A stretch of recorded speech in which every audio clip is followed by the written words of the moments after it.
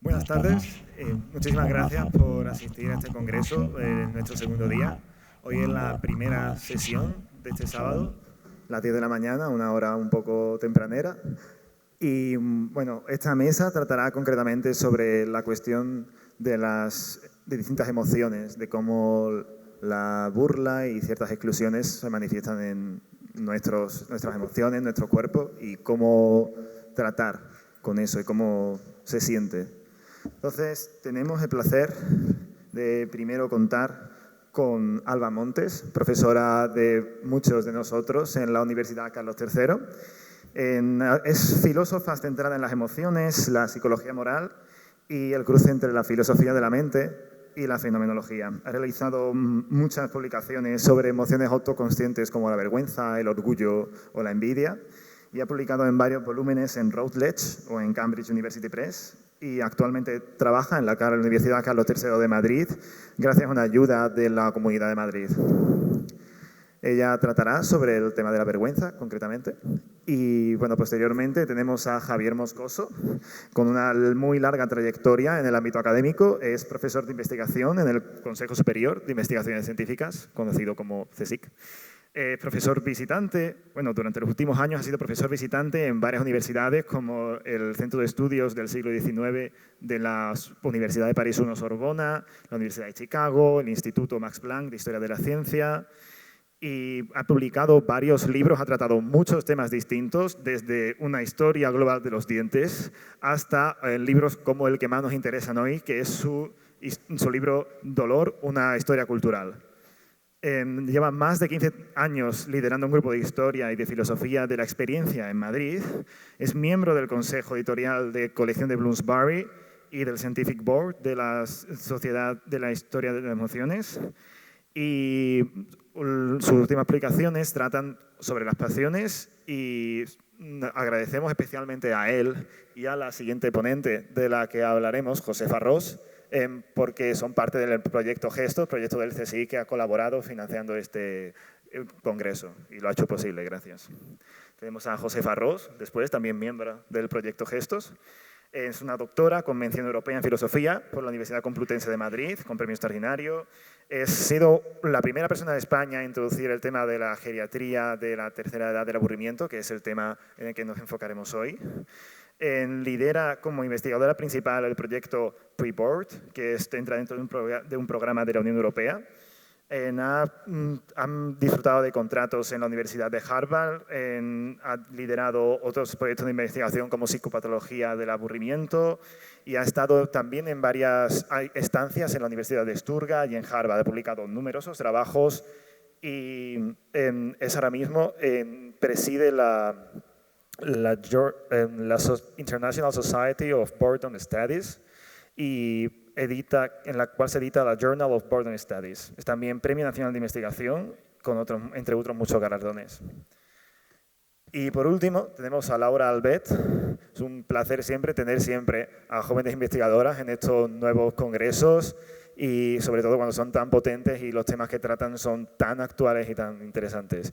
Graduada en Filosofía por la Universidad Complutense de Madrid, con un máster en Estudios de Género en esta misma universidad, y actualmente realiza el doctorado en Filosofía y Ciencias del Lenguaje en la Universidad Autónoma de Madrid, realizando una tesis en torno a los Fat Studies, tema en el que se enfocará hoy, y en el cual analiza los cuerpos gordos, gordofobia y la gestión de la biopolítica alrededor de ello, como profundizará más tarde. Muchas gracias y bueno, demos comienzo. Empezará Alba Montes. A ver.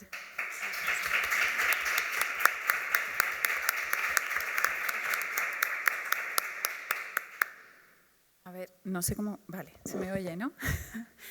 Vale, bueno, quería empezar dándoos las gracias a todos los que habéis organizado el Congreso, este trabajo estupendo de organización, y muchísimas gracias por invitarme. Es un verdadero placer estar aquí y lo considero un honor especial el que mis alumnos me inviten a hablar.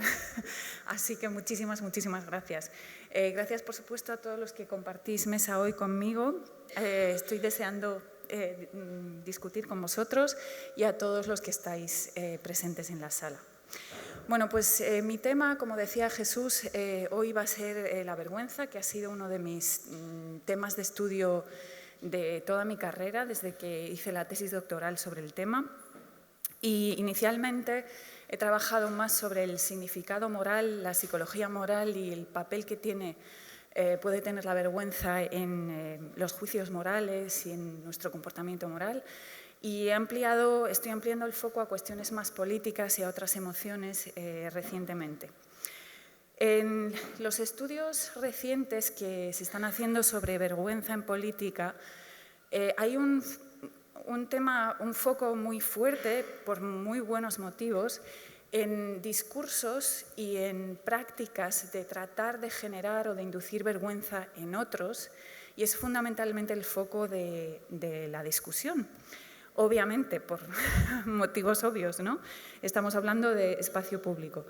Pero yo he hecho en falta a veces, quizá por mi procedencia de mis estudios, el establecer una distinción o tener muy clara una distinción previa, que es que no es lo mismo hablar de una emoción, de qué significa la emoción, de cómo la experimentamos, y hablar de qué implica provocársela a otros. Entonces, a veces se habla de discursos sobre la vergüenza sin hacer esta distinción, donde yo lo que percibo es que hay una condena del acto de provocarla, de intentar provocarla, y dicen cosas sobre la vergüenza en general. Entonces, creo que hay que tener clara la diferencia, porque en mi trabajo yo he defendido que la vergüenza es una emoción social fundamental, que la capacidad de sentirla es algo positivo. No siempre las formas en las que la sentimos o los códigos culturales de lo que debe de ser vergonzoso son adecuados, pero me parece un poco precipitado, digamos, condenarla así en general, ¿no? Entonces, esta era lo primero que yo quería decir, y luego voy a establecer una distinción muy rápida también con la humillación, que puede tener las dos facetas también, la parte experiencial, emocional, sentida, y la parte de acto, ¿no? Entonces, para empezar, de todos modos, para entender un poco cuál es la lógica de las acciones que pretenden provocar vergüenza o los discursos que pretenden provocar vergüenza, pues hay que empezar por hacer una pequeña descripción de qué estamos hablando y qué implica sentirla, ¿no? Entonces, lo más importante, quizá, bueno, voy a dar unas claves que son las de la mayoría del debate en filosofía de las emociones, en psicología, que es la vergüenza. Se la suele caracterizar como emoción autoconsciente. Lo característico de las emociones autoconscientes es que se centran, evalúan al propio sujeto, la persona que la siente es el objeto de evaluación en esta emoción, pero además es una emoción social, que quiere decir que en la vergüenza somos sensibles a lo que los demás opinan, piensan de nosotros. Hay un debate bastante técnico sobre si esto es siempre necesario, si siempre se requieren audiencias, pero está bastante claro que en la mayoría de casos paradigmáticos de vergüenza, la mirada de los demás y la sensación de estar expuesto o de por lo menos tener una dimensión de uno mismo que está expuesta al juicio y a la mirada de los otros es fundamental, y que estamos un poco en ese espacio, ¿no? En el espacio de ser conscientes de nosotros a través de la relación con los demás y la posibilidad de ser percibidos y de ser juzgados. En la vergüenza la evaluación característica es negativa. El orgullo también es una emoción autoconsciente, pero en el orgullo nos sentimos bien con nosotros mismos, en la vergüenza es lo contrario, ¿no? Y se suele, o por lo menos nos sentimos vulnerables, inferiores, hay algún defecto que ha quedado al descubierto. Y esta sensación desagradable de que hay algo que no nos gusta, que ha quedado al descubierto de nosotros, suele dar lugar a una tendencia a escapar, a ocultarse, a ocultar el fallo o el defecto que percibimos, y en algunas ocasiones, aunque esto lo voy a dejar de lado aquí, da lugar a la tendencia a atacar al que nos ha expuesto, a la persona que nos ha expuesto. Y los psicólogos, además, cuando la contrastan con otras emociones, suelen hablar de que está asociada especialmente en las personas que llaman especialmente, que tienen especial tendencia a sentir vergüenza por encima de otras emociones, está asociada a cosas como baja autoestima y ya en el caso extremo, depresión. Se ha hablado mucho de la vergüenza del superviviente, es decir, asociada a experiencias traumáticas como algo característico. Esto es, digamos, un panorama grande de lo que se debate, discute, dice cuando hablamos de la vergüenza como emoción, como experiencia subjetiva. Hay que señalar quizás que mucha de esta investigación se hace en inglés. En inglés tienen otra palabra para referirse a algo que en español normalmente denominamos vergüenza, que es el embarrassment, que son estos casos de vergüenza más superficial que tienen que ver puramente con algún tipo de torpeza social o de traspié o tal. Entonces, cuando hablamos de shame en inglés, estamos hablando normalmente de una experiencia más profunda, más asociada con cuestiones morales y tal, y se suele quedar excluida estos otros casos más superficiales que en España, al hablar en español nos vienen a la mente muy rápido, ¿no? Bien, esta puntualización. La humillación como experiencia, por contraste con la vergüenza, lo que se suele decir, señalar, es que en la humillación hay una sensación clara de injusticia. En la humillación siempre hay un público que suele ser agresivo, puede ser una persona o puede ser un grupo, y hay una sensación de haber sido objeto de algún tipo de ataque que afecta a la identidad social de uno, pero que es percibido como altamente injusto y hay una resistencia a esta evaluación. O sea, uno por un lado acusa el efecto en la propia identidad social y se evalúa como degradado a los ojos de ese público, pero resiste de alguna manera. O sea, que hay este matiz de cuando uno se siente humillado, a la vez hay un sentimiento de que esto no debería ser así. Y luego, por supuesto, la humillación, la humillación muchas veces cuando usamos esta palabra estamos hablando de un acto de atacar a otro para dejar claro que es una persona indecente o que está por debajo de nosotros. Y de esto es de lo que se suele hablar cuando se habla de la vergüenza o de discursos vergonzantes en el espacio político, ¿no? De estos actos de intentar provocar vergüenza o que utilizan la lógica de la vergüenza contra otros. Hay que decir que esto no siempre se consigue, el objetivo de estos actos no siempre se siente avergonzado, pero también que muchas veces en el fondo es indiferente. Si la persona a la que se humilla o a la que se trata de avergonzar de verdad acaba sintiendo vergüenza a otra cosa, ¿no? Estos actos muchas veces tienen objetivos de otro tipo, porque son actos en el espacio público, entonces no van dirigidos solo al individuo.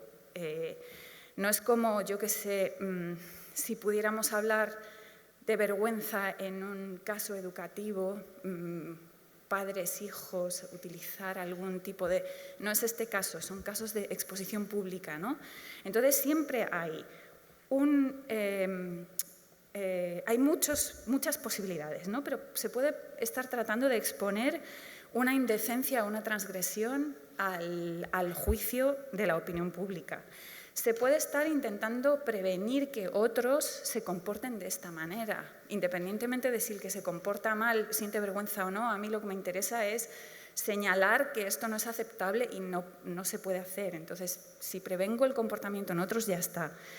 Se puede pretender solidarizarse con la víctima de un acto que se percibe como ofensivo, negativo, lo que sea. Y se pueden tener muchas otras fines nada encomiables, como presentarse uno como moralmente superior, simplemente mejorar tu imagen como, bueno, yo soy aquí la persona que está juzgando a este que es o a esta.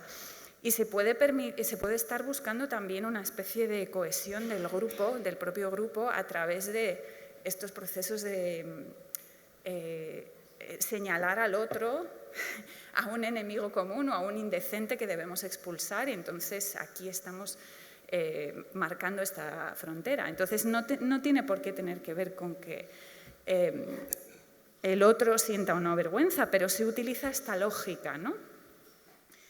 Hay quien en este debate defiende que este tipo de estrategias pueden ser eficaces.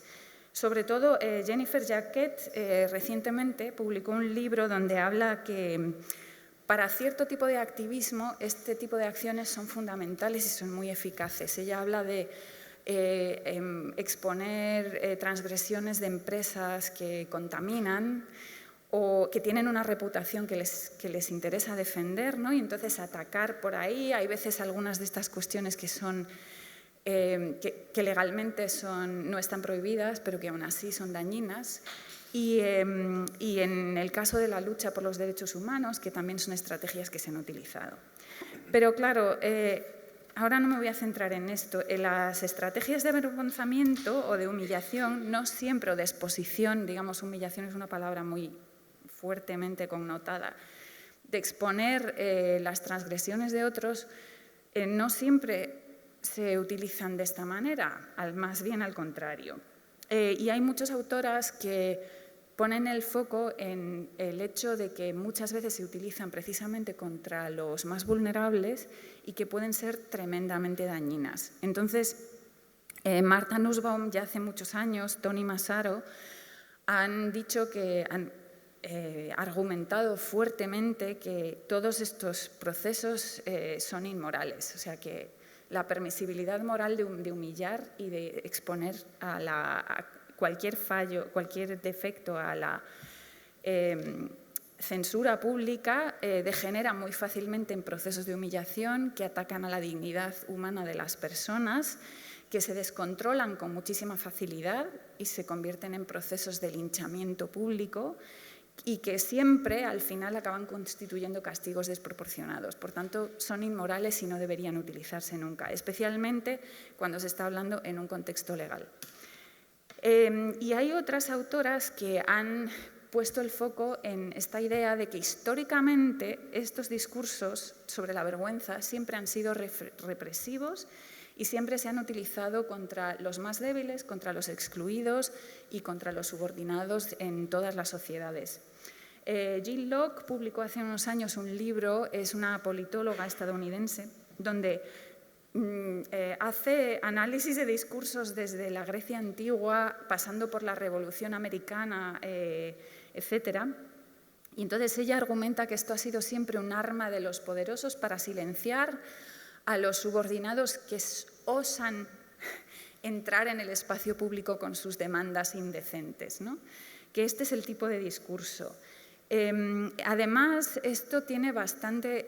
Hay otra cuestión con la vergüenza y es que es una emoción que es muy sensible a las jerarquías. Entonces, los poderosos tienden a ser mucho más inmunes a ella que los subordinados. Heidi Maibaum, basándose en estudios de antropología evolutiva, de emociones y tal, habla de que hay una conexión entre la vergüenza humana actual, que responde a las opiniones de nuestros iguales en general, y unas emociones más primitivas que tenían por objeto mantener las jerarquías o más bien evitar, proteger, digamos, que evolucionan para proteger a los débiles en casos de confrontación con uno más fuerte. Bueno, yo como evito que me ataque, pues me muestro inferior, me retiro y entonces salvo la vida, pero al precio de mostrar sumisión. Y entonces Maibaum dice que, bueno, esto es lo que pasa todavía en nuestro mundo, que los subordinados son mucho más vulnerables porque todavía hay operativa una lógica de este tipo. Entonces es muy problemático tanto por todos estos motivos y por esta idea de, que hablaba antes de que estos procesos, sobre todo ahora en la era de las redes sociales, se descontrolan muy fácilmente y hay gente que por errores ínfimos o por decir algo inconveniente de pronto se enfrentan a unas condiciones, a un castigo que es claramente excesivo porque han hecho un chiste inconveniente o porque han dicho una cosa que, bueno, a lo mejor es muy racista, pero a lo mejor no merece que la despidan de su trabajo y que nadie la quiera contratar nunca más, o sea, como casos de estos que hemos visto, ¿no? Entonces, Locke defiende que para que los subordinados puedan irrumpir en el espacio público y defender sus demandas, se tienen que volver desvergonzadas. Y ella hace un alegato de las... no me acuerdo ahora exactamente de la expresión, pero vamos, de la desvergüenza como una virtud política en el caso de la lucha por los derechos de colectivos marginados. Así que, bueno, como conclusión, simplemente la vergüenza es un arma de doble filo en el espacio público, hay que tener cuidado con ella, puede tener algún uso un poco más constructivo, pero es difícil de manejar. Y hasta aquí.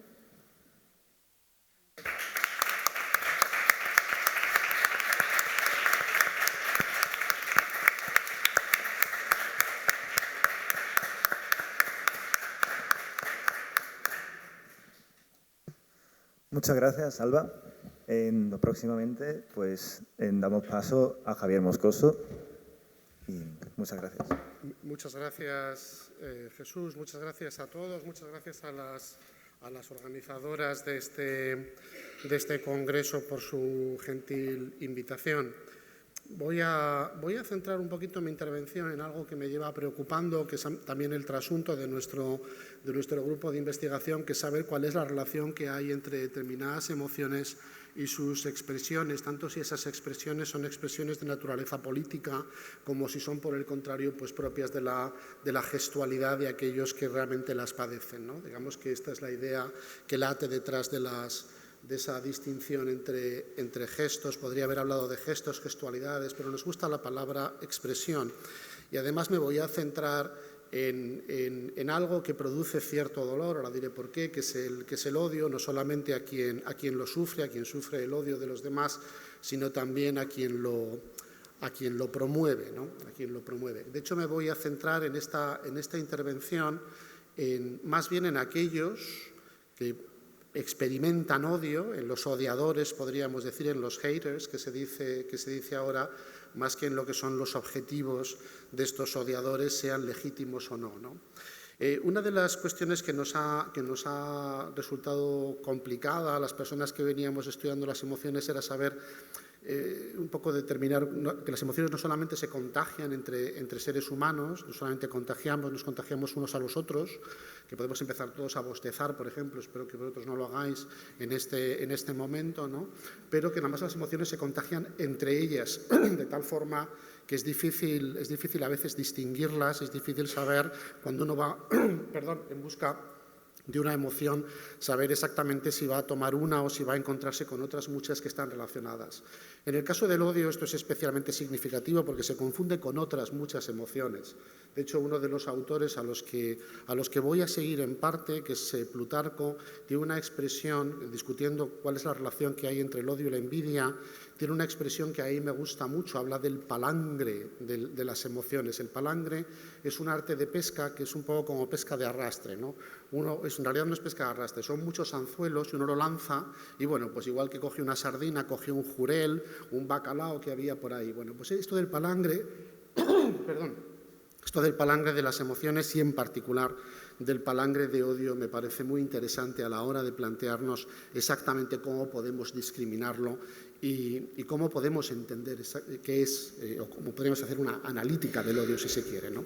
Bueno, comienza Plutarco en este pequeño texto contenido en Los Moralia diciendo, bueno, el odio en realidad se parece mucho a la envidia, esto ya lo decía Aristóteles, y ahí le vamos a dar la razón al viejo filósofo en que en ambos casos se trata de un sentimiento de pesar, es decir, quien odia sufre. Esta es la primera cuestión, no que tengamos que sentir lástima por estos odiadores, pero que se sepa, quien odia realmente lo pasa mal, padece, bien sea porque por la mera presencia de los otros, como en el caso del odio, o por las posesiones de los otros, en el caso de la envidia.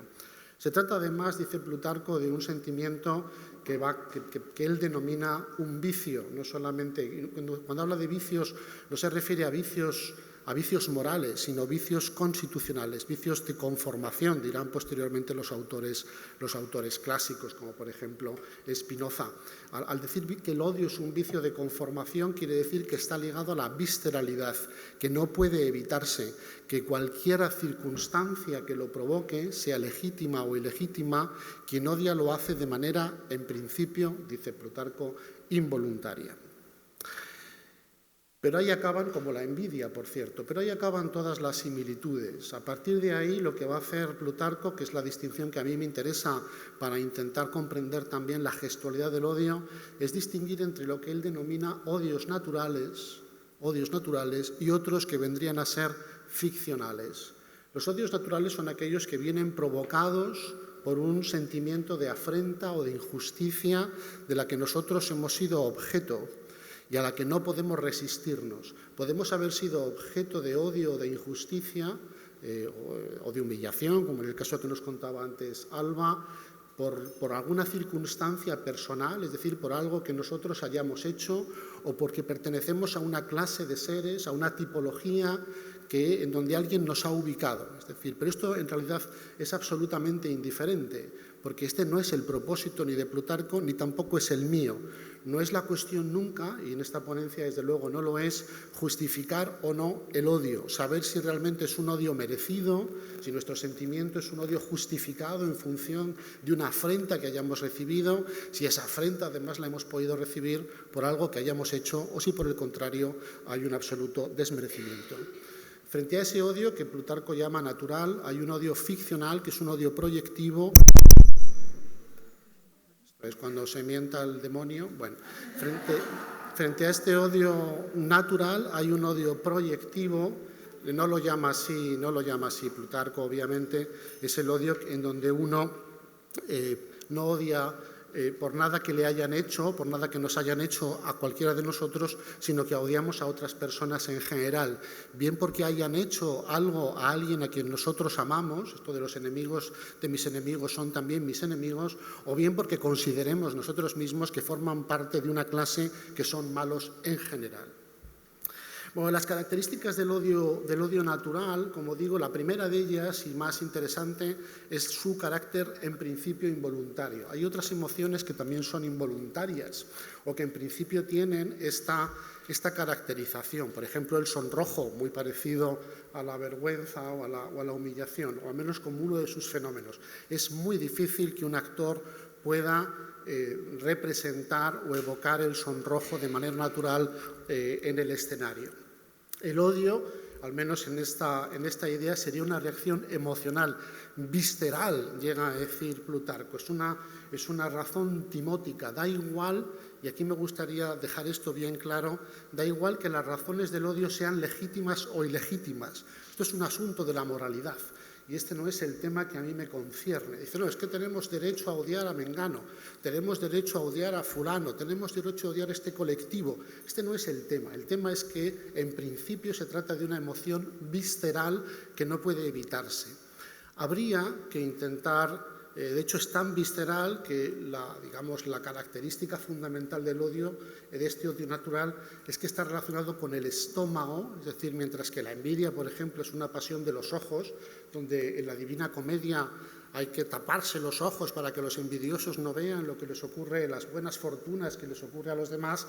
En el caso del odio lo que hace falta es digerirlo, es una pasión estomagante, ¿verdad? Es decir, el odio se digiere, no como otras pasiones.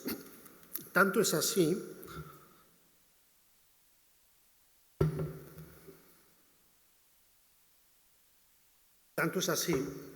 que la característica fisiológica de este odio natural, la pasión concomitante, es el asco. Odiamos cosas que nos dan asco. Es verdad que no sabemos si nos dan asco porque las odiamos o las odiamos porque nos dan asco. Esto es un problema difícil de resolver en el ámbito de la filosofía de las emociones, como sabéis. Si tenemos miedo porque corremos o corremos porque tenemos miedo. Lo voy a dejar de lado de momento, o lo voy a dejar de lado en esta charla. Vamos simplemente a centrarnos en esa característica del odio similar al asco. La reacción que produce, por lo tanto, no es solamente de pesar, como decía el bueno de Plutarco, sino también de todos aquellos elementos ligados a lo que sería la tipología del asco. Es decir, odiamos aquellas cosas que pensamos que son putrefactas, que segregan o que tienen que ver con secreciones corporales aborrecibles. Odiamos naturalmente los excrementos, odiamos las cosas que consideramos anormales, las plagas, aquello que pone en cuestión nuestra salud, y odiamos, ¿verdad? Esta es una caracterización que hace Corneille en un libro muy famoso hace tiempo, y odiamos también todo aquello que consideramos monstruoso. El problema de estos gestos relacionados con la función del asco es que también son los gestos expresivos de la propia emoción, es decir, a quien odiamos lo asociamos políticamente con cada una de estas caracterizaciones. Los ejemplos que os he traído, primero algunos para, por si acaso yo resultaba muy aburrido, algunas imágenes. Primero de lo que es las expresiones del odio, incluso del odio que consideramos o que podemos considerar legítimo, el sufrimiento el pesar del que hablaba Plutarco, en la figura en dos figuras, una de ellas más conocida que la otra. Después el odio ligado al asco en las redes sociales, de qué asco me da chaval, me da tanto asco que no me limpiaría ni el culo con tu cara. En fin, hay toda una lógica excremental que liga de manera casi obvia el odio a lo que es aborrecible desde el punto de vista de sus funciones o de las funciones fisiológicas, ¿no? El ejemplo que he escogido también a la hora de plantearnos las expresiones políticas del odio natural es a Donald Trump. Podía haber elegido a cualquier otro, pero Donald Trump es un magnífico candidato porque tiene todas las circunstancias, ¿no? ¿Que nos dan asco las ratas? Pues Donald Trump como rata. ¿Que nos da asco el vómito? Pues Donald Trump como vómito. ¿Que nos dan asco los insectos? Pues Donald Trump como insecto. ¿Que nos dan asco los virus? Pues Donald Trump como virus. ¿Que nos dan asco? Pensamos que Donald Trump es un tipo tan repugnante que incluso le anidan las plagas y las excrecencias y los insectos que nos amenazan. Donald Trump. ¿Que pensamos que Donald Trump es una mierda? Pues por supuesto Donald Trump puede ser representado como una gran mierda. Hay para todos los gustos, ¿no? Un huevo podrido, también Donald Trump. ¿Lo tenéis? Sí, nos hace mucha gracia, pero bueno, son expresiones de este odio visceral, expresiones que van acompañadas y que son una representación de, por supuesto, esta inevitabilidad, legítima o no, esto me gustaría dejarlo bien claro, legítima o no, yo no soy un moralista, soy un analista. ¿Que pensamos que los monstruos son horribles? Donald Trump es un monstruo.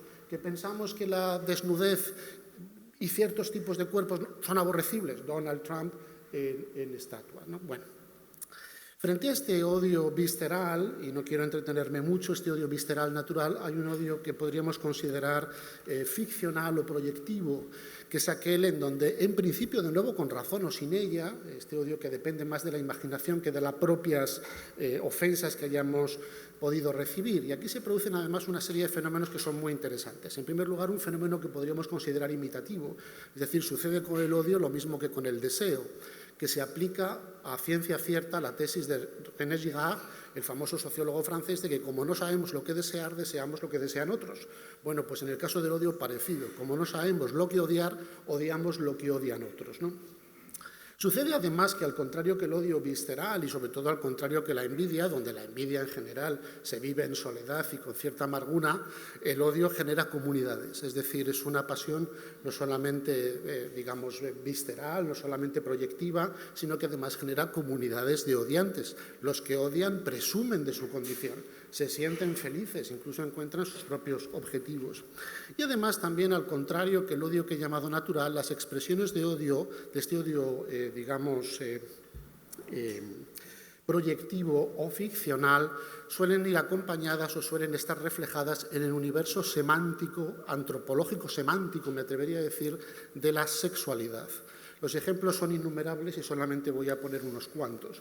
Desde mi punto de vista, este problema es un problema de largo recorrido histórico. Voy a acabar, de hecho, con un ejemplo histórico de una expresión de odio que parece una broma, que pasa desapercibida, pero que, sin embargo, me parece muy interesante. Voy a poner primero algunas otras, porque naturalmente lo que uno quiere cuando odia a alguien, o las expresiones, incluso si hablamos de verbosidad, podríamos hablar que te follen, que te den por culo, en fin, no voy a seguir aquí con esto porque esto es para, en fin, pero cualquiera de vosotros puede poner otros muchos términos o expresiones de este tipo, igual que en los primeros las expresiones eran vete a la mierda, en fin, eres un gusano, lo que fuera, ¿no? Expresiones de sexualidad o expresiones de odio hay muchas, hemos olvidado el significado sexual de muchas de ellas, pero sin embargo históricamente está relacionado todas ellas, algunas son muy obvias naturalmente, ¿no? Como esta que se ha hecho muy famosa de este señor, o la famosa higa, de enormes connotaciones sexuales, también olvidadas. En ocasiones, para volver al caso de Trump, no es necesario, esta imagen no requiere comentario alguna. Quiero acabar, sin embargo, con una imagen histórica, la idea de expresar el odio hacia el enemigo con razón y sin ello a través de perturbaciones sexuales es muy antigua, es tan antigua casi como el conjunto de la humanidad, y habría que explicarse por qué. Esta me gusta especialmente porque es un plato de cerámica que hace fabricar el emperador Carlos I después de derrotar a Francisco I en la batalla de Pavía. Lo interesante de esta imagen, que es un plato, está en el Museo Británico, es la propia posición del derrotado rey de Francia.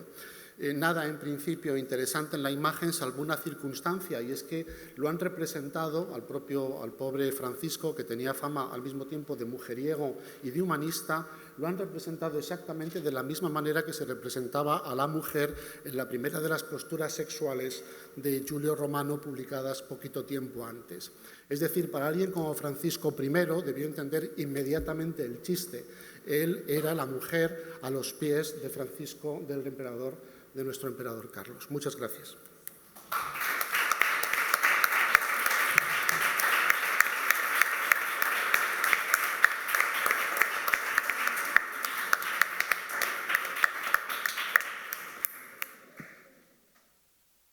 Damos paso ahora a José Farrós. Muchas gracias. ¿Cómo me colocáis detrás de Javier? Ahora que ha hecho las delicias del público. Buenos días, estoy con mis compañeros encantada de estar este sábado por la mañana con vosotros. Tengo que ser sincera y contar una anécdota, y es que cuando recibí la invitación por email aparecía en el encabezado la risa. Y lo cierto es que lo primero que pensé fue, Dios mío, voy a tener que volver a leer La risa y el llanto de Plessner, y no me apetecía nada, pero bueno, en realidad luego descubrí la grata noticia de que me dejaban hablar del aburrimiento, que es un tema que no me aburre nunca. Así que estoy muy, muy contenta, y además pues me siento muy, muy a gusto de estar compartiendo mesa con estas personas que me acompañan. Resulta que yo busqué el programa de este congreso, y concretamente busqué el nombre de nuestra mesa en Internet, y ahora estoy comprobando que en este de aquí hay un ligero cambio, porque en la web la mesa inicia con la pregunta ¿se rieron de ti?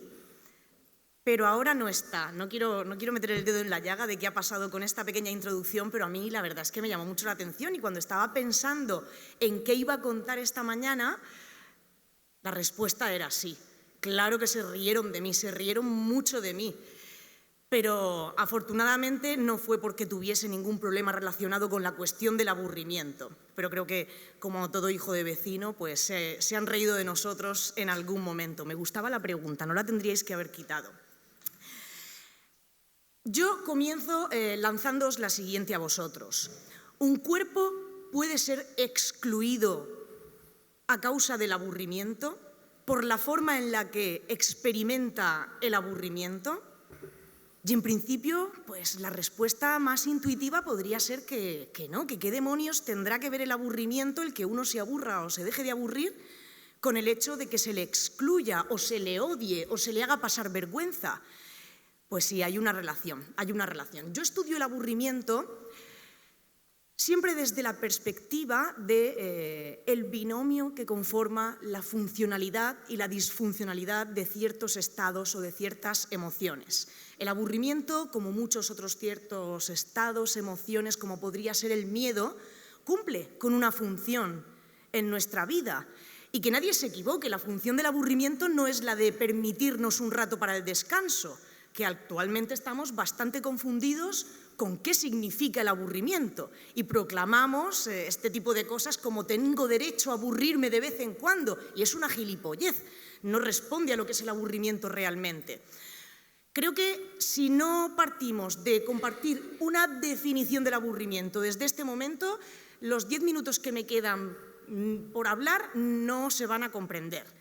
El aburrimiento, y sobre esto hay ciencia desde hace décadas, y si no se quiere recurrir al término ciencia, hay filosofía desde hace siglos, es un estado de malestar, un estado que nos provoca dolor, que nos provoca fastidio y que surge en el momento en el que sentimos que nuestra necesidad de estímulo no se está viendo satisfecha por esa situación en la que nos encontramos inmersos. Es decir, estamos en un presente, en una realidad, en una situación o tratando de comprometernos con algún tipo de actividad que sentimos que nos va a hacer invertir demasiada energía y de la cual sospechamos que no vamos a sacar nada a cambio. Cualquiera de los presentes podría estar experimentando aburrimiento en este preciso momento. ¿Por qué? Porque para mantener la atención sobre lo que yo les estoy contando, tienes que hacer un esfuerzo energético y a lo mejor empiezas a sentir que, oye, ¿y a mí esto qué demonios me importa? ¿Y qué me voy a llevar yo de estar escuchando a esta mujer durante 15 minutos? Y tu mente de repente se desconecta y eres incapaz de mantener la atención. Lo que se experimenta a través del aburrimiento es la sensación de la falta de sentido, de estoy empleando mi tiempo en algo que para mí no tiene valor, que no tiene significado. ¿Y qué puede haber más doloroso y más desagradable que sentir uno que está perdiendo el tiempo?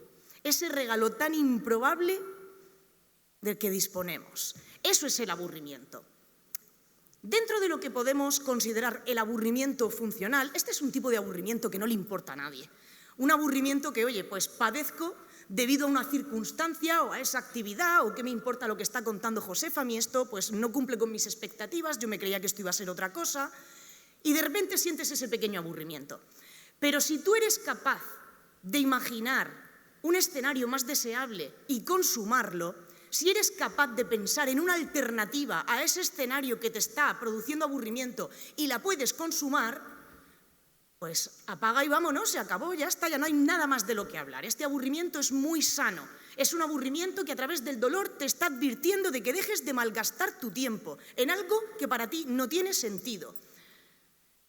¿Qué podría traducirse esto? Pues quizá sacar el teléfono móvil, hacerle un comentario a la persona que tienes al lado, levantarte y marcharte de la sala si te estás aburriendo realmente, dibujar en tu cuaderno. Bueno, hay 1000 alternativas, ¿no? A veces no queda otra que aguantar el dolor del aburrimiento porque las normas del decoro así lo exigen, pero normalmente solemos ser capaces de romper con ese aburrimiento. Cumple con una función, igual que la podría cumplir el miedo, ¿no? Que es, oye, no te expongas demasiado, no te exhibas ante situaciones que son arriesgadas, pero como con el miedo, el aburrimiento se puede volver disfuncional. Y ese es el que me interesa. El miedo, si se apodera de tu vida, al final no cumple ninguna función. Si ese miedo te obliga a permanecer constantemente en casa sin relacionarte con los demás, si al final se convierte en algo desadaptativo para ti y te convierte a ti en un ser inepto que es incapaz de convivir en sociedad, pues ese miedo ya no cumple con ninguna función. El aburrimiento puede ser disfuncional en el momento en el que sientes el dolor, porque el dolor lo sientes siempre, pero no puedes reaccionar frente a él. Imaginaos esto que decía Tolstoy, el aburrimiento, que es una definición muy escueta a mi juicio del aburrimiento, pero el hombre hizo lo que pudo. El aburrimiento es el deseo de tener deseos. ¿Qué pasa cuando te estás aburriendo y sabes que te estás aburriendo y estás sufriendo, pero no se te ocurre qué cambio podrías introducir en esa circunstancia para dejar de aburrirte? Esto lo hemos vivido todos también. Este sábado por la tarde no va a suceder, pero ese momento en el que, ¿qué hago? Y yo qué sé. ¿Qué se te ocurre a ti? Pues no sé, churri, lo que tú quieras, no, di tú, lo que quieras tú, yo me adapto, ¿no? Lo que digas tú y, madre mía, ¿qué hacemos? Bueno, al final surge algo. Hay personas en las que ese clic no llega a suceder nunca.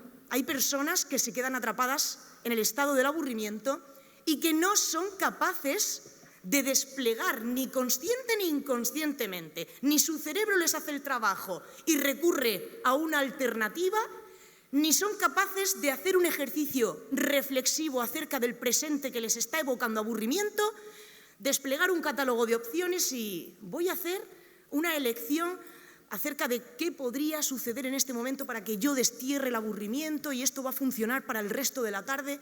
No pueden hacerlo. ¿Cuáles son los motivos de esto? No se sabe, no se sabe. Puede haber un mal funcionamiento a nivel neurofisiológico, pueden estar fallando procesos cognitivos relacionados con la volición. No lo sabemos del todo. Ese tipo de aburrimiento a mí me interesa bastante porque quienes lo padecen son quienes reciben las burlas. Esas personas que se quejan constantemente del aburrimiento son a los que se señala como personas poco creativas, son personas incapaces de gestionar su tiempo, personas que no se conocen a sí mismas, son personas tontas. Esto es lo peor. Esto no os lo ha dicho nunca vuestra madre. Hijo mío, solo se aburren los tontos. Y dices tú, joder, ya me ha tocado, soy tonto. Bueno, pero enseguida se te ocurre algo, ¿no? Se te ocurre algo y dices, ¿ves, mamá, cómo no soy tan tonto? Que estoy aquí chocando dos coches o vistiendo una muñeca, no soy tan tonto. Imaginaos que puede sentir una persona que es incapaz de salir de ese estado de aburrimiento cuando se le pone encima esta etiqueta. ¿Cómo que te aburres? Es que siempre estás aburrido. Macho, aquí si te aburres es porque eres un poco corto, ¿no? Eres incapaz de sentir la admiración por el cosmos, no eres capaz de deleitarte con las maravillas de la creación, con todo lo que hay en este mundo. ¿Cómo es posible que no te interese nada? Con la oferta de entretenimiento que está a nuestro alcance hoy en día y te aburres. Bueno, una oferta de entretenimiento que es sota, caballo y rey, al final es siempre lo mismo. Cero personalización. Claro, hay otra también, lo que pasa es que ya se está pasando de moda, que es la del si te aburres es porque no eres productivo. Esta es más ya de principios del siglo XX. Es porque no eres productivo, no estás invirtiendo tu tiempo en algo que realmente te vaya a dar un fruto. Ahora esto se está pasando de moda porque por contrapartida se ha puesto en boga la estupidez del tengo derecho a aburrirme de vez en cuando. No, lo que usted tiene derecho es a tener tiempo libre, un poco de tiempo libre, aunque sea tiempo del poder, que diría Blumenberg. Tener tiempo para hacer lo que te salga de las pelotas, pero eso no significa que en ese tiempo tú esperes a aburrirte. Habría que ser idiota para querer pasar ese tiempo sufriendo. Es algo diferente.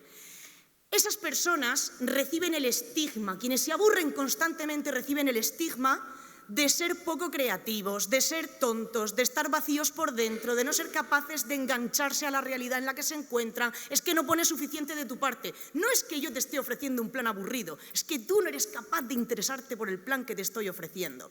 ¿Y a qué conlleva esto? Aparte de sentir vergüenza, obviamente, hacerte sentir todavía peor cuando te dicen este tipo de cosas, me aburro, pipí caballito, vamos.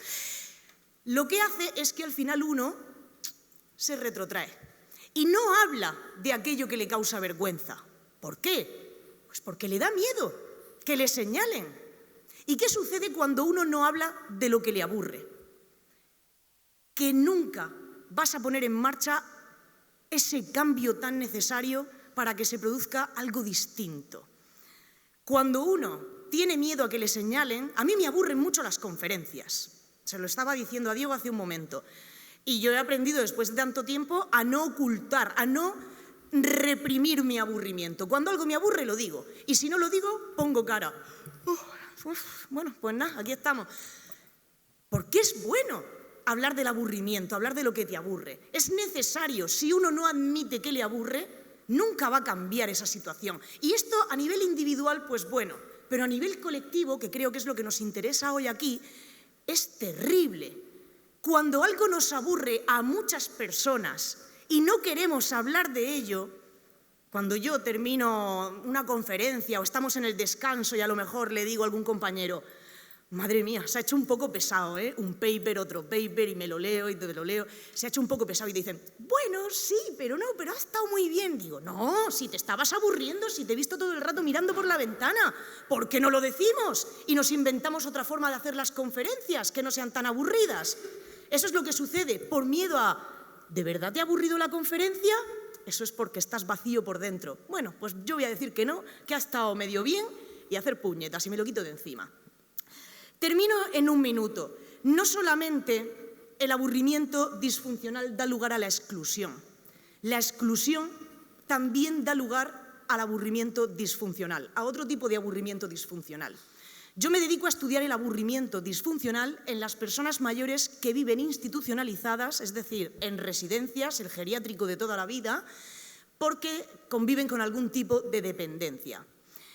Esas personas están tremendamente excluidas en la sociedad. No solo se les ha privado ya de cualquier posibilidad de colaborar, de hacer tareas de voluntariado. Es como pensamos que ya no tienen nada que ofrecer, que ya no tienen proyecto, que simplemente, ¿por qué se le llama a la residencia el moridero, el aparcamiento de viejos? Porque ya está, tú ahí ya has ido a que te limpien el culo, te den de comer y chimpún.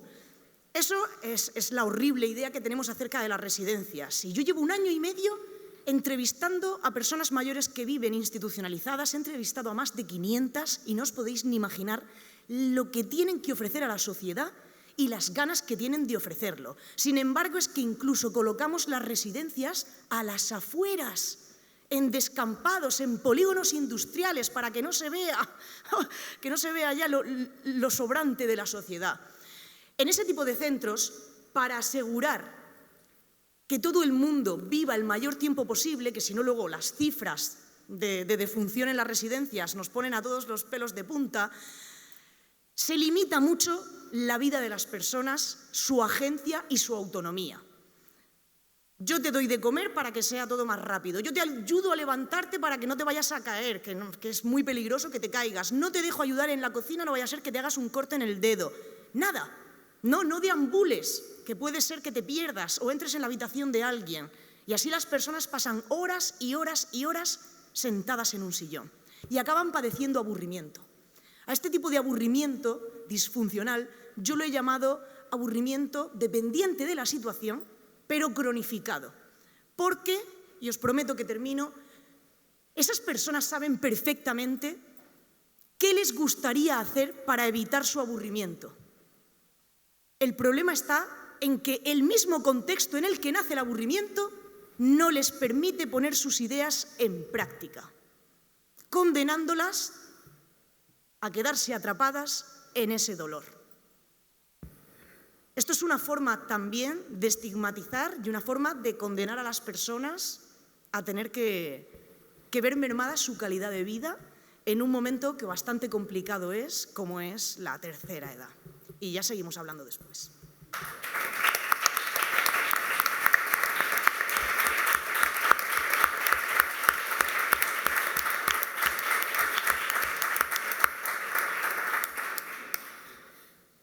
Muchas gracias, Josefa. Damos paso ahora a Laura Albert.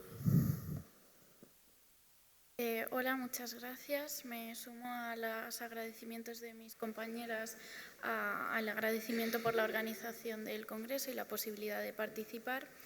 Y bueno, yo en mi intervención lo que quiero hacer es, por un lado, mostrar cómo las personas gordas actualmente están sujetas a un régimen de representación que las inferioriza, las humilla, las provoca vergüenza constantemente. Y por otro lado, sobre todo, quiero mostrar un ejemplo muy concreto de cómo desde un discurso biopolítico sanitario se justifica y legitima esta violencia simbólica y esta discriminación para que la vergüenza funcione como un operador biopolítico que lleve a la población a normalizarse.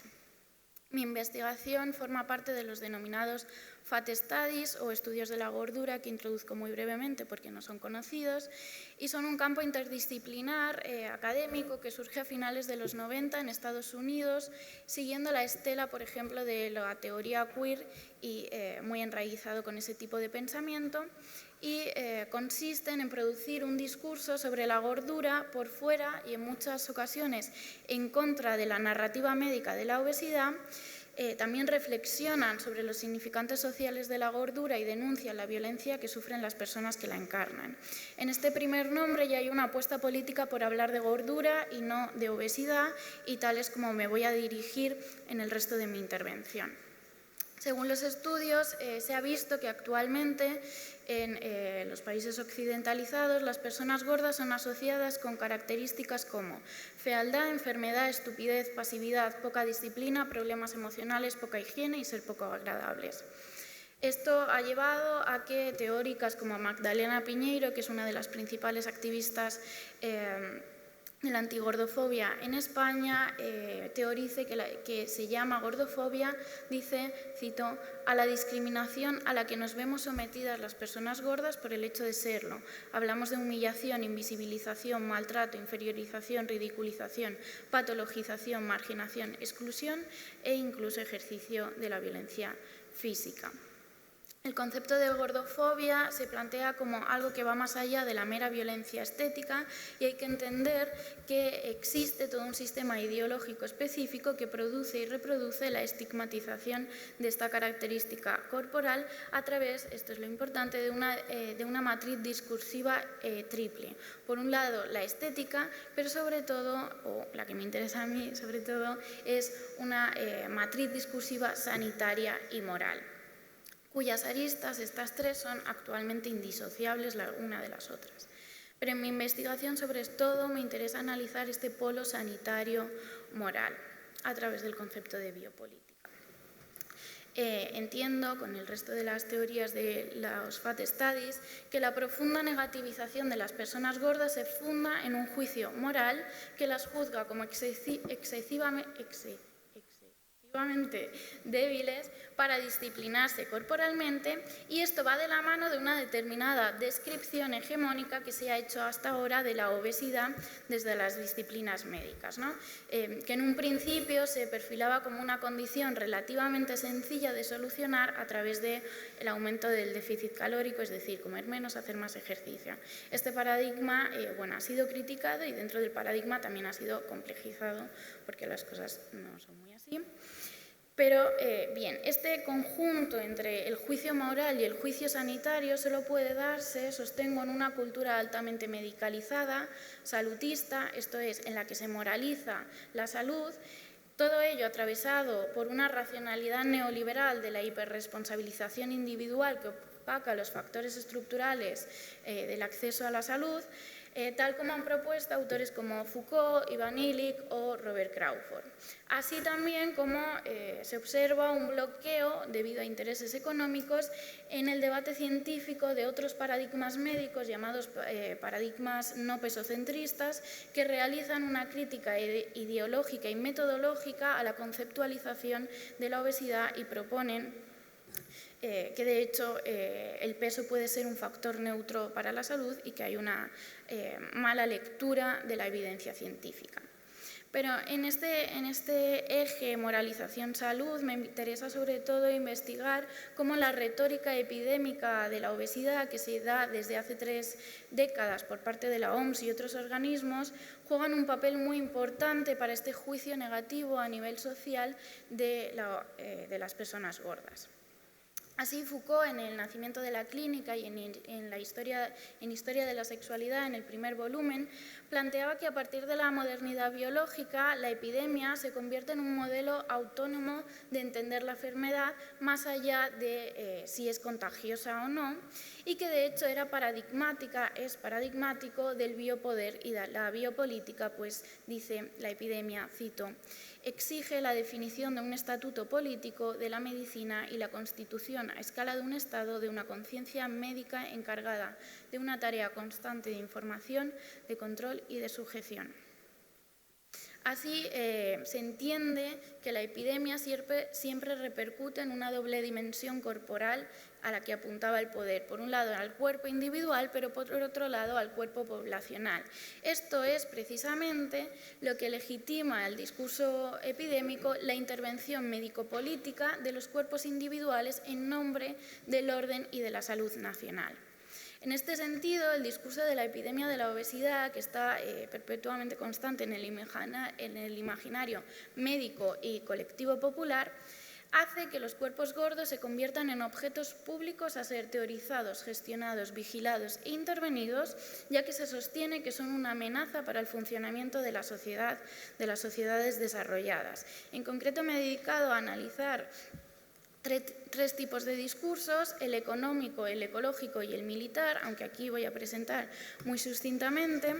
Pero, por ejemplo, en el informe del 2019 de la OCDE llamada La pesada carga de la obesidad, se sostenía, por ejemplo, entre muchos datos, que la obesidad cuesta en España casi el 3% del PIB, y esto mediáticamente se cubrió en los medios en términos individuales, cosa que no se daba en el informe, y había noticias en las que se decía explícitamente que la obesidad costaba a cada español 263 euros al año.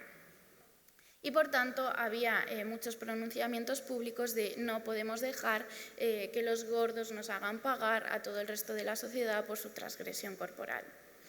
Este tipo de datos no solo se dan en los circuitos académicos o médicos privados, sino que constantemente se deja saber al individuo gordo continuamente su carga, ¿no? Por ejemplo, en una infografía que da la SECO, un organismo en torno a la obesidad, que está destinada a los pacientes con obesidad, se le informa en la mitad superior de sus enfermedades asociadas, pero la mitad inferior se dedica plenamente a informar al paciente de sus gastos sanitarios muy detalladamente, mucho más detalladamente de las enfermedades que supuestamente están correlacionadas, e incluso del gasto para las compañías aéreas cuando van en avión debido a su peso. Esta infografía está colgada en su web, pero, por ejemplo, también está colgada en la unidad de la obesidad de La Paz, de tal forma que cuando tú vas a consulta de nutrición puedes verlo ahí. A la vez, estas narrativas sobre la epidemia de la obesidad producen muchas narrativas de fracaso civilizatorio y de pánico por el futuro. Por ejemplo, la escritora feminista Rosa Montero escribía en su columna en El País, cito: «He tenido una pesadilla, una premonición. Veo a la raza humana dentro de muy poco con dimensiones vallenato-elefantinas, gordos inmensos de piernas atrofiadas que se pasan el día amorrados a una pantalla sin hablar con nadie. Nos estamos convirtiendo en unos torrenos. Reivindicar la gordura no es liberador, es idiota y suicida. Con un proceso de deterioro físico tan acelerado, acabará matándonos antes el sobrepeso que el cambio climático». Esto también ciertas teóricas de los Fat Studies como Caitlin Levesco han apuntado que es una especie de pánico moral social en el que se plantea un futuro distópico y en el que la amenaza reside o se inscribe en el cuerpo de las personas gordas. Como he dicho, hay otras dos retóricas más, por ejemplo, la contribución a la crisis climática, o también que perjudica la defensa nacional porque hay menos población elegible para el ejército. Esto da lugar a muchos pronunciamientos en términos individuales. Hay anuncios en los que se dice que se interpela a los individuos a adelgazar 10 kilos porque si hacemos esto reducimos un 0,01% de las emisiones de CO2, por tanto contribuimos a la causa climática, o por ejemplo que también es un gesto patriótico, esto se dijo en Estados Unidos después del atentado del 11S.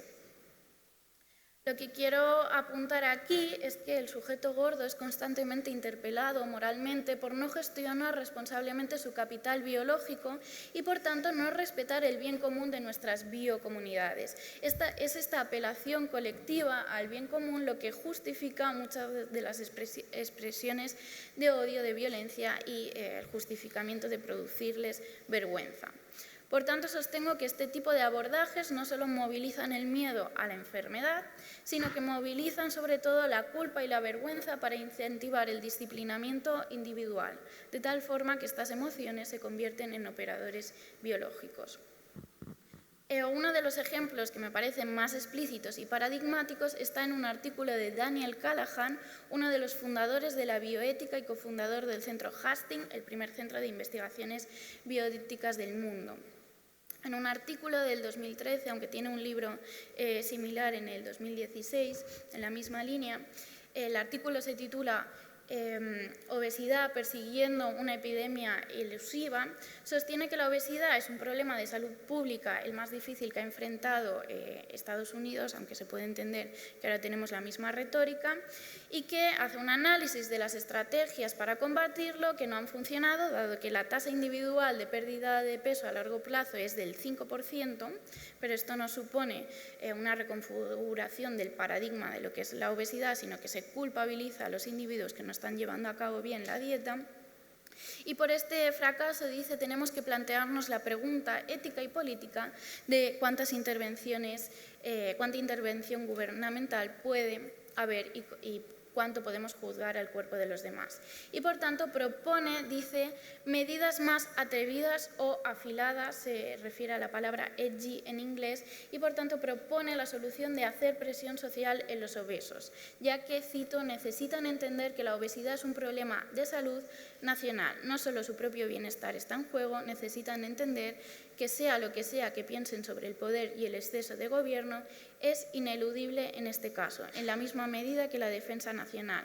Será necesario encontrar modos de ejercer fuerte presión social sobre los individuos, ya que el intento de no estigmatizar no ha hecho y no podrá hacer el trabajo necesario.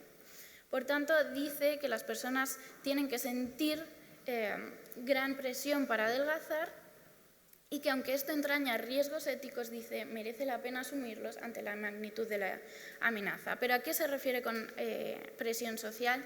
Dice, bueno, debemos forzar a las personas obesas a que se hagan algunas preguntas incómodas. Cito, ¿cuáles son estas preguntas? Algunas van en torno a la salud, pero otras son, cito, ¿te gusta que tu hijo obeso sea llamado gordo o acosado en el colegio? ¿Justo o no? ¿Sabes que mucha gente mira con superioridad a los obesos, los discrimina y se ríe de ellos y les llama vagos y que carecen de autocontrol? Si no haces nada, esto es lo que te pasará. Estas preguntas incómodas, termino la cita, están claramente orientadas a producir vergüenza, de modo que la reflexión ética que está realizando Callaghan no solo dejan intacta la crítica a la violencia simbólica y no tan simbólica hacia las personas gordas, sino que de hecho la usa como herramienta y como estrategia biopolítica para disciplinar y regularizar el peso de las poblaciones. De hecho, dice explícitamente que debemos conducirnos con palos y zanahorias, es decir, con castigos y recompensas, y que cuando las zanahorias no surtan efectos, pues habrá que tener más palos. Para terminar, el artículo termina todavía peor y admite, dice, cito, esto no ayudará a la mayoría de los que ya son obesos, porque las estadísticas muestran que perder el peso en realidad es muy difícil. Y dice, más allá de mejoras marginales, estos ya están perdidos. Sin embargo, esto servirá para la prevención, para que las personas delgadas no se permitan tener más peso. Por tanto, el castigo y la humillación, la inoculación de vergüenza hacia las personas gordas ni siquiera busca ser efectiva en la regulación de las poblaciones a nivel directo, sino que en realidad este castigo es simbólico para el otro delgado, para que le disuada de convertirse en esa persona, en ese otro que será humillado. Así que, para concluir, simplemente tenemos, esto es un caso muy concreto, pero en un análisis más detallado tenemos muchísimos ejemplos de cómo esto ocurre. Por ejemplo, el más reciente podría ser el de la actriz Iciar Castro, que era una actriz gorda que denunciaba públicamente la gordofobia y que en sus redes su muerte fue celebrada como una forma para disciplinar a las personas gordas y especialmente a aquellas que denunciaban la gordofobia. Muchas gracias.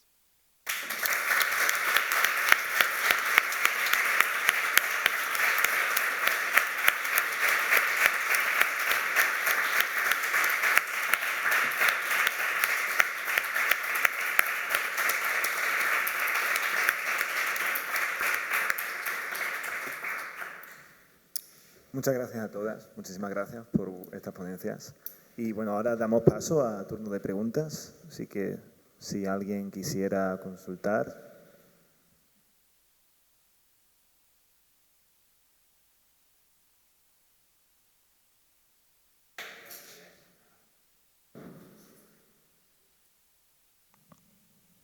Hola. Sí. Muchas gracias a todos los ponentes y a sus contenidos. Me gustaría preguntar acerca de ahora las posibilidades de cambio efectivo y transformación que son posibles a partir de las emociones. Hemos visto como un doble vehículo, un doble movimiento de las emociones, uno por parte de la mofa, la risa, de los poderosos hacia los colectivos más reprimidos, que les pueden estigmatizar con todas las formas que hemos visto aquí. Pero también se ha mencionado el poder transformador del aburrimiento o, a partir de las críticas de la gordofobia, evidenciar una realidad que merece cambio. Y en la vida actual, en nuestro régimen, de los poderes políticos, por ejemplo, la justicia, el poder judicial, son unos que más pueden producir cambios, y una justicia más punitiva o transformadora acerca de esos poderosos que incurren a actitudes que merecen real punición. Y sí, hemos visto las burlas contra Donald Trump y esas cosas. Las burlas, las risas pueden tener un efecto de desinflar como la moral, pero ¿qué sucede cuando un individuo tiene demasiada moral o tiene demasiado éxito o es muy poderoso? Como esas esculturas no impidieron que Trump siguiera siendo presidente. Entonces, no sé, ¿qué manera hay, a partir de las emociones, de producir un cambio político que vaya por el sistema judicial o que pueda causar cambios en la realidad, movidas por el aburrimiento, a partir de eso, de la punición o transformación de cosas que pueden ser cambiadas? No sé. Gracias.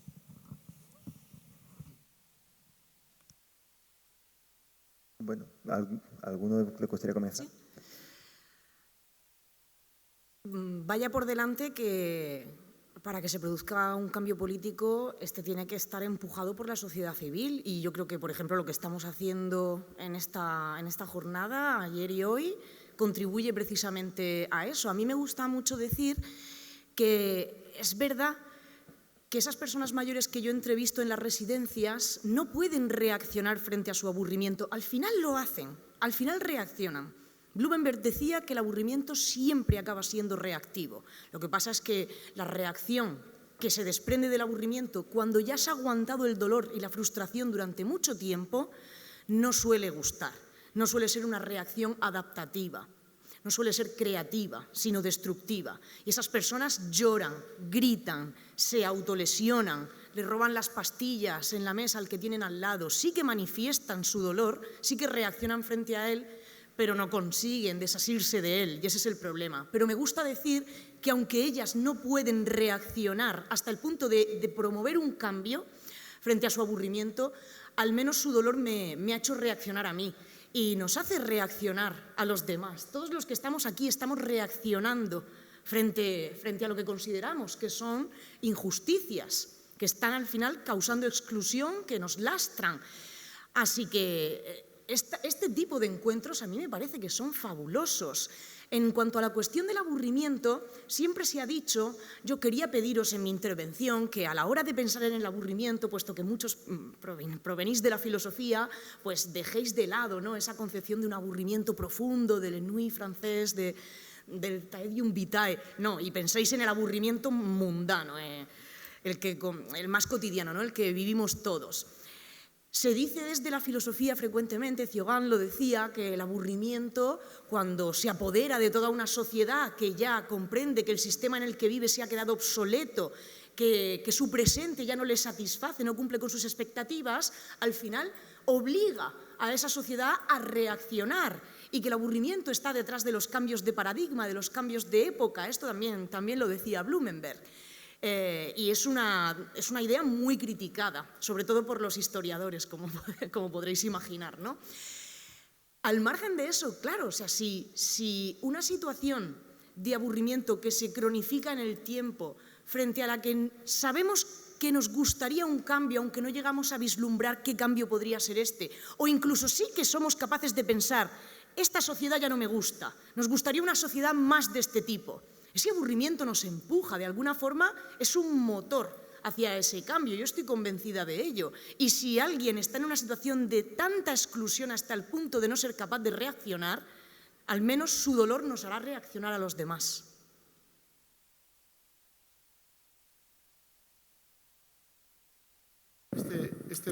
Gracias por la pregunta. Muy brevemente, porque es una grandísima pregunta. Solamente voy a... El problema de las emociones y la política es que las emociones, para empezar, no están en un solo bando de la política. Esta es la primera cuestión que hay que decir claramente. Nos puede parecer muy bonito indignarse u odiar aquello que merece la pena odiar, pero ni la indignación, ni la rabia, ni la ira, ni la desvergüenza de la que hablaba Alba está de un solo lado. Entonces hay gente que la desvergüenza que tiene Trump, por ejemplo, cuando se le dicen todas estas cosas, a él le da igual porque tiene la piel gruesa, ¿no? Entonces la desvergüenza también forma parte de su actividad política. El problema cuando se movilizan las emociones para hacer política es que pueden hacerse muchas políticas con ella. Cuando se suelta al cocodrilo del zoo, que decían los viejos contrarrevolucionarios, no sabes lo que va a ocurrir, ¿no? Ya no son solamente los contrarrevolucionarios los que piensan que quizá las emociones no son un buen aderezo para la política. El último libro de Eva Illouz, que se ha traducido en español como El populismo no sé qué, en francés se llama Las emociones contra la política o las emociones contra la democracia. Y menciono a Eva Illouz porque es una autora que probablemente conocéis y que además se ha ganado la vida razonablemente hablando del capitalismo emocional y de algunas emociones como el amor o el desamor.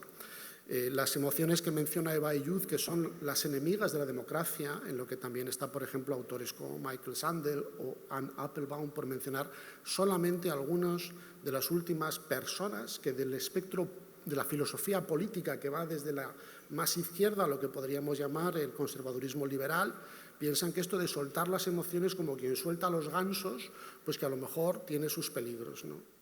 Y luego la siguiente cuestión tiene más que ver con otro asunto que también gravita siempre alrededor de este tipo de debates, que es la relación entre la ciencia y la política. Hoy venía leyendo el último libro de Wendy Brown, que también os recomiendo. Wendy Brown no sospechosa absolutamente de nada, ¿no? Es una mujer que nos encanta y además escribe de escándalo. Y Wendy Brown retoma a Max Weber. Max Weber sí nos parece que ya es un personaje, en fin, bueno, pobrecillo, ¿no? Se creía que los hechos eran los hechos y los valores los valores. Se creía que por una parte estaba la ciencia y que por otra parte estaba la política. Ahora lo tenemos todo arrebujado. Bueno, leed a Wendy Brown y ver lo que dice, lo que está diciendo al cabo del tiempo de cómo podemos volver a colocar otra vez la política en la política y la ciencia en la ciencia. Esto es solamente lo que quiero decir a propósito de eso. Gracias. Es completamente cierto. ¿De dónde nace la extrema izquierda? ¿De dónde nace la extrema derecha? ¿De dónde nace la polarización? En parte, solo en parte, pues eso, de la insatisfacción, la frustración, de ese aburrimiento. Al final, ese tipo de emociones se acumulan hasta que al final, pues, uno abraza este tipo de, frente a la impotencia, ese cambio que uno anhela no se manifiesta y al final salen estas cosas, pero entre medias, pues aquí estamos nosotros. Muchas gracias. Debido a restricciones de tiempo, pues acogeremos solo una última pregunta. Y eso, gracias. Vale, gracias. Muchísimas gracias por todas las intervenciones. Ha sido muy enriquecedor. Y muchas gracias, Josefa, por tu trabajo, porque me parece muy importante y está muy invisibilizada la realidad de las personas mayores. Y cuando saco al perro, por ejemplo, vivo a una residencia y veo los cortos paseos que dan, que les dejan, ¿no? Como es horroroso. Y había parte de la ponencia de Alba y de Javier que me ha resonado y os quería preguntar si me podéis ayudar un poco, porque bueno, estoy estudiando como Laura también cuestiones de la gordura. Yo me centro más en temas del deseo, entonces cuando hablabais a veces salía como un poco la frontera entre placer y dolor en el sentido de la humillación, y yo para acercarme a los temas del deseo me suelo fijar en... Bueno, y ayer terminado el Congreso de Posexualidades en la Facultad de Bellas Artes y me suelo centrar en cuestiones de BDSM en las que cuestiones como la humillación son cosas que gustan, tanto ser humillado como realizar esas humillaciones o también cuando has hablado de el tema de lo que nos genera odio es aquello que es visceral, nos genera asco, ¿no? Lo repulsivo, lo monstruoso, pues también son prácticas que generan, o sea, son actos que nos pueden generar placer. Entonces quería preguntaros si tenéis en cuenta el placer de lo que al ojo social o lo que socialmente el sistema nos obliga a que es lo normativo, ¿no? En tanto también a nuestros placeres, a cómo deben ser nuestros cuerpos, si tenéis en cuenta lo que pasa con el placer de aquello que debería de ser odiado o aquello que nos debería causar asco y repulsión.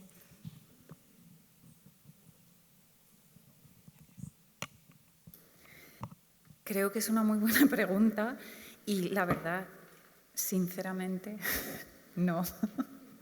O sea, es un... en el trabajo que yo he hecho, no, siempre hay un horizonte de ambigüedades. Pero en el trabajo que yo he hecho, sobre todo sobre los aspectos políticos, no hay mucho, desde luego en los autores que yo leo, no hay mucha reflexión acerca de esta cuestión, pero quizás también relacionando con la pregunta anterior, quizás en estas mezclas no normativas o en esta relación de emociones que no sigue, digamos, los paradigmas establecidos, puede haber un cierto potencial, es donde puede haber un cierto potencial de cambiar las cosas. Se me está ocurriendo ahora mismo. Porque yo estaba pensando antes en la vergüenza, que creo que ha sido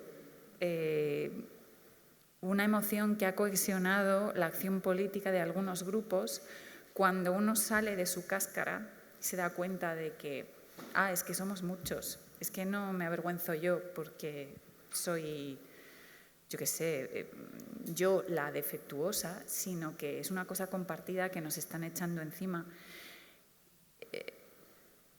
No sé, no quiero decir nada más, pero me sugiere este tipo de direcciones. Gracias por la pregunta. Javier, no sé si... Bueno, también, de nuevo, es una pregunta que daría para otro gran debate, ¿no? Pero la agradezco porque, en efecto, dentro incluso de mi propia presentación de hoy, hay una cierta correspondencia entre la forma en la que he descrito el odio natural, que es objeto de asco, o cuya función fundamental está sostenida sobre el asco, y el odio que he llamado ficcional, cuya función fundamental está sostenida sobre la sexualidad. Varias consideraciones ahí. La primera es que cuando hablamos de deseo, yo creo que hay que ser un poquito, digamos que hay que ser un poquito más... hay que dividir eso. O sea, yo no lo haría, nunca hablaría solamente de deseo, porque hay cosas que nos excitan pero que no deseamos, hay cosas que deseamos pero no nos excitan, hay cosas que nos excitan y deseamos pero no nos gustan, hay cosas que nos gustan pero no nos excitan y las deseamos, en fin, hay cosas que nos excitan, deseamos y nos gustan pero nunca realizamos, en fin. Hay toda una variedad enorme para hablar de este tema.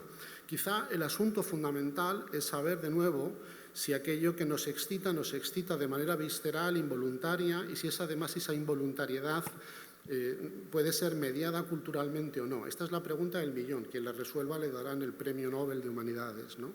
Hay muchísima obra alrededor de este tema, pero siempre recomiendo la misma, que es Dominación masculina de Pierre Bourdieu, hablando sobre precisamente si las posturas sexuales son un constructo social o no. Más allá de eso, el problema que planteas, más allá de lo que es la esfera de la sexualidad, en la esfera de la política el problema es también enormemente complejo.